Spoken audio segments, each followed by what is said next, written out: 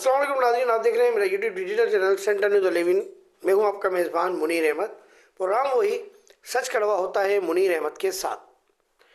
नाज़रीन, नए और पुराने देखने वालों से दरख्वास्त कि हमारे चैनल को सब्सक्राइब करें, लाइक करें। वीडियो और चैनल अगर आप पसंद करते हैं तो इसको अपने दोस्तों के सोशल मीडिया लिंक पर ज़रूर शेयर करें। कमेंट्स करें, अपनी आरा अपने मशवरे मुझे कमेंट्स के ज़रिए ज़रूर दिया करें। मैं कमेंट्स का जवाब लाइव देता हूं। अगर कोई कमेंट्स बुरे होते हैं तो जवाब बिल्कुल नहीं देता, ना ही कमेंट्स डिलीट करता हूं, ताकि देखने वालों को पता चले कि उनकी सोच, उनकी जो दिल की कैफियत है वो क्या होती है। और प्रोग्राम कमेंट्स बुरे होंगे तो जवाब बिल्कुल नहीं दूंगा। आज के प्रोग्राम में जो हमारे मौज़ूआत हैं उसको शामिल करते हैं। इसमें है सिंध बिल्डिंग कंट्रोल अथॉरिटी बगैर सरबराह के किस तरह चल रहा है। बानी एमकेएम के लिए इस वक्त मुश्किल तरीन वक्त है। आफाक अहमद को दहशतगर्द किसने और क्यों कहा। इसके बाद इसी प्रोग्राम में शामिल करेंगे एक कराची के कम उम्र नौजवान की शहादत और हलाकत के वाक़यात पर कुछ तहरीर। प्रोग्राम का आगाज़ करते हैं अल्लाह के बाबरकत नाम से। सिंध बिल्डिंग कंट्रोल अथॉरिटी के डीजी जनाब अब्दुल रशीद सोलंकी 5 फरवरी को रिटायर हो गए। 7 फरवरी तक उन्होंने अपनी जो ज्वाइनिंग थी वो छोड़ दी थी। उसके बाद हाल फिलहाल नए डीजी का अनाउंस हो चुका है। कोई भगियो साहब हैं वो आए, लेकिन उन्होंने चार्ज नहीं लिया है और ये इदारा इस वक्त बगैर किसी सरबराह के ये समझ लें कि वो लावारिस चल रहा है। सिंध बिल्डिंग कंट्रोल अथॉरिटी का मैं थोड़ा सा आपको सिनेरियो समझा दूँ। सिंध बिल्डिंग कंट्रोल अथॉरिटी जिसका हेडक्वार्टर कराची में है, लेकिन नून सिंध अगर हम जाते हैं तो रीजन बेस पर ये तकसीम किया हुआ है। यानी हैदराबाद रीजन अलग है, सक्कर अलग, मीरपुर अलग, इस तरह। और जो कुछ छोटे शहर हैं उनको 2-3 शहरों में मिला के एक रीजन बनाया हुआ है। इस वक्त जो सिंध बिल्डिंग कंट्रोल अथॉरिटी में मनमानियाँ, कारस्तानियाँ, होशियारियाँ जो चल रही हैं, बड़े नामवर और मशहूर साहब हैं, अफसर हैं, वो रिटायर हो चुके हैं। अब वो कॉन्ट्रैक्ट पर हैं, किस तरह हैं ये अल्लाह बेहतर जानता है, या डिपार्टमेंट। उनका नाम है अली मेहदी काज़मी। अली मेहदी काज़मी पर इंतहा से ज़्यादा करप्शन का इल्ज़ाम माजी में भी लग चुका है। इसाक करोड़ों साहब के टाइम पे भी लग चुका है, और शर साहब थे डीजी, उनके टाइम पे भी लग चुका है, और अब्दुल रशीद सोलंकी साहब के टाइम पर भी इनके मामला सही नहीं चल रहे थे। फिलहाल सिंध बिल्डिंग कंट्रोल अथॉरिटी को ये देख रहे हैं, और जिसकी मर्ज़ी होती है उसको ये इलाके से ट्रांसफ़र कर देते हैं, जिसकी मर्ज़ी होती है ये उसको पोस्टिंग दे देते हैं। पैसों की डील ये खुद कर रहे हैं। सारे मामला ये केबीसी की इत्तलात के मुताबिक मैं बता रहा हूँ, मुझे कुछ नहीं पता। और जो सारे मामलात हैं वो अली मेहदी काज़मी देख रहे हैं। अच्छा, अली मेहदी काज़मी की जो इस वक्त पोस्टिंग है, जो किसने दी वल्लाह आलम, एडिशनल डायरेक्टर रीजन, यानी जो मैंने आपको खुलासा बताया था शुरू में कि रीजन वाइज है ये, यानी कराची से हम बाहर जाते हैं तो रीजन की बुनियाद पर ये डिपार्टमेंट फैला हुआ है। तो हैदराबाद से बाहर इनके मामलात हैं, रीजन का इनको जो है वो एडिशनल डायरेक्टर बनाया हुआ है। लेकिन ये हेडक्वार्टर में बैठ के अपनी मनमानियाँ कर रहे हैं। कोई पूछने वाला नहीं है, ना तो वज़ीर बल्दियात पूछने वाले हैं, ना ही मेयर कराची पूछने वाले हैं, ना ही वज़ीर आला सिंध पूछ सकते हैं। क्यों नहीं पूछ सकते ये तीनों, ये खुद बेहतर बता सकते हैं, मेरे पास इसका कोई इल्म नहीं है। अच्छा, पिछले दिनों से एक अफसर है आसिम, जिनको नाज़माबाद डिस्ट्रिक्ट सेंटर में चार्ज दिया हुआ था, और आज यानी कल तक की तारीख जो कल गुजरी है 18 तारीख, उस तक इनको मैं समझता हूँ शायद 1 महीना या 1 दिन कम हो चुका है। 1 महीना या 1 दिन कम हो चुका है, इनको ट्रांसफ़र कर दिया गया। अच्छा, मेरी इत्तलात के मुताबिक और मेरे सर्वे के मुताबिक मैं आपको बताता हूँ, इस वक्त जो डेमोलिशन हो रही हैं या हो रही थी, वो डिस्ट्रिक्ट सेंट्रल के डिप्टी कमिश्नर और असिस्टेंट कमिश्नर की लिस्टों के हिसाब से हो रही थी। अच्छा, जो इनसे पहले जो अफसरान थे, ये मैं नहीं कह रहा, ये डिप्टी कमिश्नर ऑफिस के जो लोग होते हैं, जो हमारे वहाँ ज़राए हैं, उनके हवाले से मैं बात कर रहा हूँ कि जो माजी के जो लोग होते थे वो मामू बना देते थे डिप्टी कमिश्नर साहब को भी, असिस्टेंट कमिश्नर साहब को भी, चाहे वो लियाकताबाद हो, चाहे वो नाज़माबाद हो। तो वो लिस्टें तो आती थी भरपूर, लेकिन वो बस मामू बना देते थे और वो काम होता नहीं था। अच्छा, अब यहाँ पोस्टिंग हुई आसिम साहब की। जब आसिम साहब की पोस्टिंग हुई तो मैंने खुद देखा देखिए ये अल्लाह जानता है, हल्फिया बात कर रहा हूँ कि जब से आसिम साहब की पोस्टिंग नाज़माबाद में इधर हुई है, मेरी इनसे कोई मुलाकात नहीं हुई, कोई भी इनसे बिलमुशाफा मुलाकात नहीं हुई। ये मैं हल्फिया बोल रहा हूँ, क्योंकि हम तो यहाँ जिसकी हकीकत बताते हैं, सच बताते हैं, तो लोग समझते हैं शायद पैसे लेके हम सच बोल रहे हैं।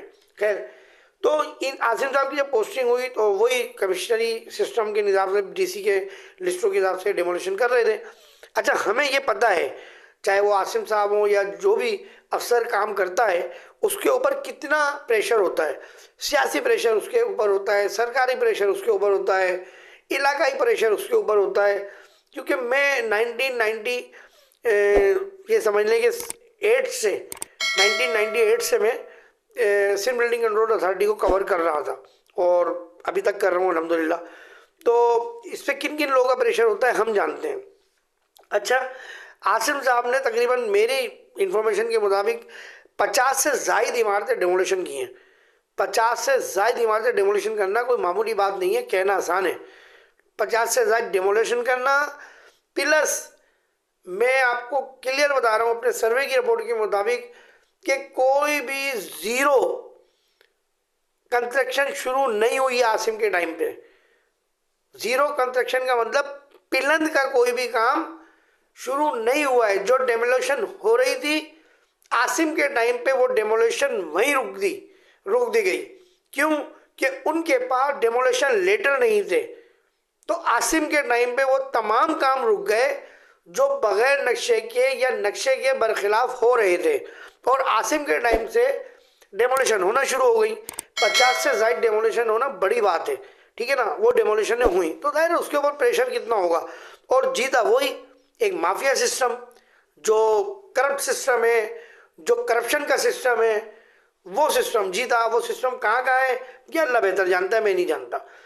अब जो मीडिया ट्रायल किया जा रहा था, मीडिया ट्रायल सबको सिंध बिल्डिंग कंट्रोल अथॉरिटी तो नजर आता है, लेकिन पूरे डिस्ट्रिक्ट सेंटर में जो होर्डिंग बोर्ड लगे हुए हैं, आप करीमाबाद पे खड़े होकर देखें, लियाकताबाद में वो इमारतें जिनकी छतें 5-5 दिन बाद डली हैं। ये भूरे खां के सेंटर की पिछली गली में एक छत 5 दिन बाद खुल गई थी। 5 दिन बाद, बड़ी छतें 200 के करीब, इसका रुकबा है 200 गज के करीब, 5 दिन बाद खुल गई थी।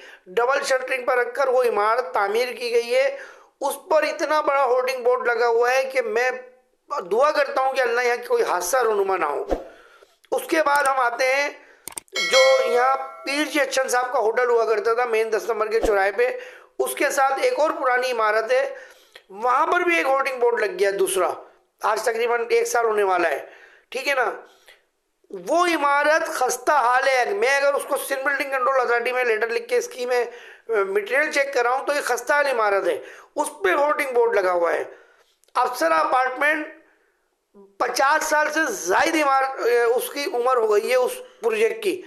मैं समझता हूँ मेरे हिसाब से अगर देखा जाए तो 50 साल से ज़ायद उम्र हो गई है उस प्रोजेक्ट की तामीर की, उसके ऊपर होर्डिंग बोर्ड लगा हुआ है। अलकरम स्क्वायर मैं समझता हूँ 60 साल के करीब उसकी कंस्ट्रक्शन हो गई होगी या ज़्यादा ही होगी, मैं कम बता रहा हूँ अपने हिसाब से, उसके ऊपर होर्डिंग बोर्ड लगे हुए हैं। अल आज़म स्क्वायर, उसका आप छज्जा देख लें, इंतहाई खस्ता हाल छत है उसकी, उस पर होर्डिंग बोर्ड लगा हुआ है। आयशा मंदिर चले जाएं, सब जगह होर्डिंग, पूरे डिस्ट्रिक्ट सेंटर में होर्डिंग बोर्ड लगे हुए हैं। सुप्रीम कोर्ट, हाई कोर्ट के ऑर्डर है कि होर्डिंग बोर्ड शहर से हटा दिए जाएं। किसकी ईमा पर लगे, किसने किसको ब्लैकमेल करके लगाए, किस बुनियाद पर लगाए, हम करेंगे इसका सर्वे और हम बताएंगे आपको अपने इस सोशल मीडिया चैनल के ज़रिए, अपने अखबार सेंट्रल न्यूज़ के ज़रिए कि ये किसकी ईमा पर लगे, किसकी सरपरस्ती में लगे, कौन से प्रोजेक्ट की यूनियन ने कितने पैसे लिए, कौन कौन से काम निकलवाए उस पैसे से, वो सब मैं बताऊंगा आपको। फिलहाल हम बात कर रहे थे सिंध बिल्डिंग कंट्रोल अथॉरिटी की। तो आसिम साहब का जो मीडिया ट्रायल हो रहा था वो इसीलिए हो रहा था, कई मीडिया के लोग नाज़माबाद में बिल्डर्स के दुआ सलाम वाले और जानने वाले हैं, मैं नाम या किसी मीडिया का नहीं लूँगा।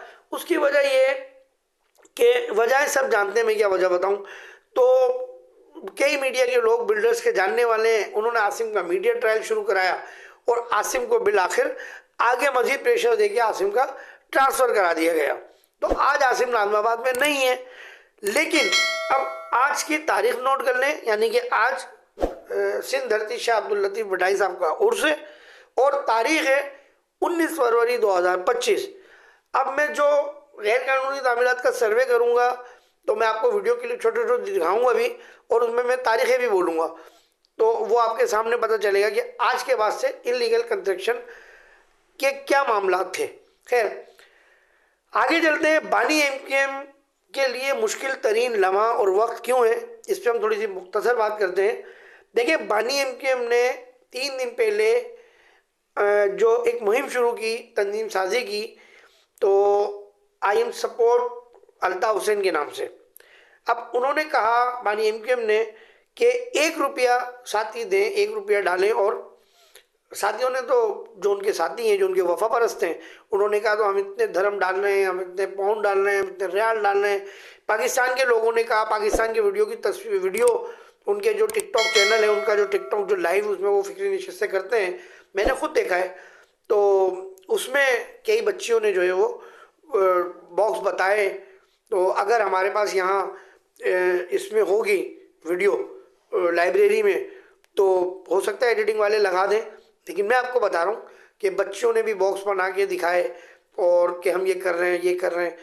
तो मुहिम तो शुरू हो गई तंजीम साजी की, लेकिन अब एक बड़ा अहम मसला आ रहा है पाकिस्तान में, जो मैं सोच रहा हूँ, ये कोई अल्ताफ हुसैन साहब ने नहीं कहा, बानी एमकेएम ने नहीं कहा, किसी राब्ता कमेटी ने नहीं कहा, मैं अपनी सोच बता रहा हूँ भाई। जाहिर एक प्रोग्राम उनका शुरू हुआ है, लोग दे भी रहे हैं, और पाकिस्तान में आपको पता है, कराची हुआ, सिंध हुआ, पाकिस्तान में सब जगह अल्ताफ हुसैन साहब के वफा परस्त हैं। उनकी जो पब्लिसिटी थी, उनकी जो मोहब्बत थी लोगों से, वो कम हुई नहीं है, बढ़ गई है बल्कि। तो मसला ये है, अब ये अमाउंट जाएगा कैसे, ये है मुश्किल वक्त और ये है मुश्किल लम्हा। अब ये अमाउंट जाएगा कैसे? अब एक प्रेस रिलीज जारी की गई है एमकेएम लंदन की तरफ से कि भाई ये अमाउंट जो है वो आप इलाके के यूनिट इंचार्ज के पास जमा कराएं। अब इलाके का यूनिट इंचार्ज कौन है भाई? अभी तो कोई वाज़ा सूरत हाल है नहीं, कोई वो मामला तो है नहीं कि यूनिट खुला हुआ है या नहीं भी खुला हुआ, तो यूनिट ऑफिस चल रहा है, सबको पता है ये यूनिट इंचार्ज है। अभी तो किसी को अगर पता चल जाए सरकारी इदारों को कि ये अल्ताफ हुसैन का सपोर्टर है, तो उसको उठा लेते हैं, चाहे वो पुलिस हो या हमारे इदारे हो। जाहिर है अभी मामला तय नहीं हुए अल्ताफ हुसैन साहब से, भी उनकी माफ़ी कबूल नहीं हुई है, तो उनको काम भी नहीं करने दिया रहा। हाई कोर्ट का मामला चल रहा है, सुप्रीम कोर्ट का मामला चल रहा है, अदालतों का मामला चल रहा है। जब अदालतें रिलीफ देंगी तो इदारे भी रिलीफ देंगे। तो फिलहाल जो प्रेस रिलीज लंदन से इशू ये जारी हुई है, उसमें ये कहा गया कि यूनिट इंचार्ज को, अब यूनिट इंचार्ज कहाँ हैं, तो वो पैसे कैसे जाएंगे? तो ये एक मुश्किल लम्हा है। अब इसके लिए वो जाहिर है कोई ना कोई पॉलिसी बताएंगे तो फिर लोग उस पर अमल करेंगे। अच्छा, एक इजलास हुआ था सिंध के लोगों का, जिसमें बिल्डर्स भी शामिल थे, ताजिर भी शामिल थे, सियासी जमातें भी शामिल थीं, और एमकेएम के लोग वज़रा भी शामिल थे, फारूक सत्तार साहब थे, और इसमें जो सदारत कर रहे थे वो मेरे ख्याल से शर्जील इनाम मेमन साहब कर रहे थे। तो इस मीटिंग में ये बात सुनने को आई है कि जब कहा गया कि भाई ये जिस मकासद के तहत ये मीटिंग बुलाई गई है कि डंपर माफिया, टैंकर माफिया, तो आफाक अहमद साहब की नुमाइंदगी के लिए क्यों नहीं बुलाया गया किसी को? तो उन्होंने कहा उनका नाम नहीं लो, वो दहशतगर्द हैं, उनसे इदारे निपटेंगे, उनसे कोर्ट निपटेगी, वो दहशतगर्द हैं अभी, ये कहा गया उस मीटिंग में। तो देखिए, उनको दहशतगर्द कहना, मैं समझता हूँ वो भी इस पाकिस्तान की शहरियत रखते हैं, पाकिस्तान की पॉलिटिकल पार्टी चला रहे हैं, और उनके पास भी एक आवाम का मैंडेट है, यानी आवाम का मैंडेट ज़रूरी नहीं है वो इलेक्शन से ही हो, लेकिन आवामी उनको हिमायत हासिल है, ठीक है ना। तो अब बात यह है कि इन हालात में तो मैं समझता हूँ कराची के बहुत से इलाकों में आफाक साहब की हिमायत शुरू हो चुकी है, और लोग उनकी हिमायत में नारे भी लगा रहे हैं, बैनर भी लगा रहे हैं, अपीलें भी कर रहे हैं। प्रेस क्लब में भी मुजाहरे हुए थे, कराची से मुख्तलिफ इलाकों से लोगों ने इसमें शिरकत की थी। तो नुमाइंदगी होनी चाहिए थी इस इजलास में मेरे हिसाब से, क्योंकि जाहिर है वो एक, उन्होंने तो आवाज़ उठाई थी टैंकर माफिया के खिलाफ, उन्होंने तो आवाज़ उठाई थी डंपर के खिलाफ, उन्होंने तो आवाज़ उठाई थी। अच्छा, मैं आखिर में जिक्र करता हूँ जो आमिर कमाल, जो बेचारा नौजवान शहीद हुआ है, शायद उसको जलाया गया, तो मैं इसलिए शहीद कह रहा हूँ। मैंने सोचा इस पर भी बात कर ली जाए, इसलिए मैंने बस कोशिश की है, क्योंकि बरोद मैशर में अल्लाह ताला के आगे सुरखरू होऊंगा कम से कम इस बात पे। मैं ज़्यादा कुछ तो नहीं बता रहा, तमाम लोग रोज़ ही मीडिया देख रहे हैं, रोज़ ही उसमें अपडेट हो रही हैं, और आज तो शायद खबर कुशाई की भी उसमें उनके वो हो गया था ऑर्डर। मैं सोच रहा हूँ कि अहम मुलजिम अरमगान के वालिद, इनके बारे में मैं क्या कहूँ।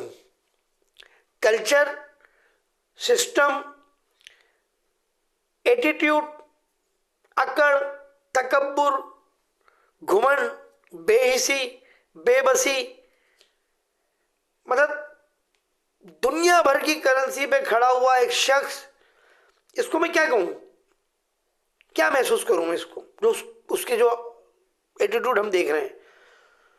मैं उस दिन से तमाशा देख रहा हूँ इस शख्स का कि इसने एक बावर्दी पुलिस ऑफिसर को मौजूद अदालत में जिस तरह बेइज्जत किया और चीख चीख के कहा कि तूने सिस्टम से टक्कर लिए, अब यहाँ सिस्टम चलेगा, मेरा सिस्टम चलेगा।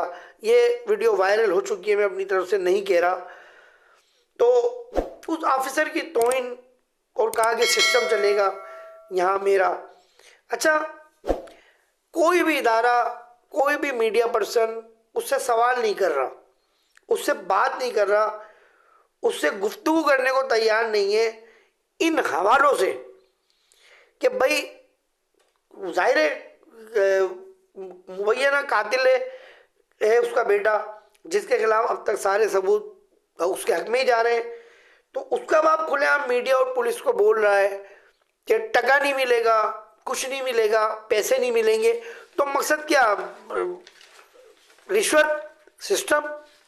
लेकिन मैं बहुत माजरत के साथ और बहुत माजरत चाहता हूँ अपनी मौजूद अदलिया, supreme court of Pakistan, high court के तमाम जजेस, सुप्रीम कोर्ट के जजेस, तमाम जजेस से, तमाम अदालतों से मैं माफ़ी का तलबगार हूँ।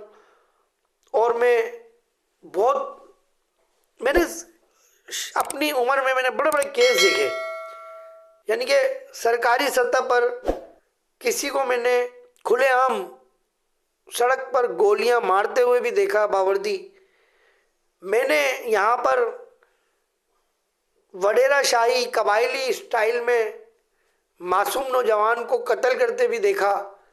मैंने यहाँ एक बाअसर बिजनेसमैन की वाइफ को, गरीब को कुचलते हुए भी देखा। और फिर मैंने यहाँ इंसाफ भी देखा और सब ने देखा। सिस्टम चला, वर्दियों का रोब झाड़ा गया, पैसा चला और बहुत कुछ चला। इंसाफ किसको क्या मिला ये मैं और आप सब जानते हैं। मैं यहाँ पर बैठकर मैं किसी की पकड़ी नहीं उछालता, किसी की इज्जत नहीं उछालता। मैं यहाँ कम से कम बैठकर सच ज़रूर बोलता हूँ। और इस केस में जाहिर है मैंने कोई मज़ीद बात नहीं करनी है, ना करनी थी, क्योंकि सब आप लोग अपडेट मिल रही है। लेकिन ये चंद जो मेरी नज़र में बड़े अहम ये अल्फाज हैं, क़यामत के दिन बरोज़ महशर जब अल्लाह पूछेगा कि आपने उसके लिए क्या करा, तो कम से कम मैं खड़ा हूँगा और मैं बोलूँगा कि मैंने अपने हिस्से की आवाज़ ज़रूर उठाई थी। क्योंकि मैं अमीर तरीन आदमी नहीं हूँ, मैं एक मामूली इंसान हूँ और एक गैर मारूफ इदारे का मैं साफ़ी हूँ। मैं इतना ही कर सकता हूँ जितना आपके सामने यहाँ बैठ के कर रहा हूँ। अल्लाह मेरे इस हिस्से की जो एक वो है हमारा अंदाज सहाफ़त का, वो कबूल कर ले तो मेरे लिए बड़ी बात होगी। प्रोग्राम का इख्तिताम करते हैं। अपना बहुत ख्याल रखिएगा, दुआ कीजिएगा पाकिस्तान ताकि क़यामत सलामत रहे। पाकिस्तान के तमाम इदारे, ranger, police force, air force, navy, सबके मुलाजिम, सबके जवान, सबके अफसरान को अल्लाह अपनी अमान में रखे, पनाह में रखे और मुझ समेत तमाम पाकिस्तानियों को अपनी अमान में रखे। कैमरामैन अरज अब्बासी के साथ सेंट्रल से मुनीर अहमद को इजाज़त दीजिए। अस्सलाम वालेकुम रहमतुल्लाहि व बरकातुहू।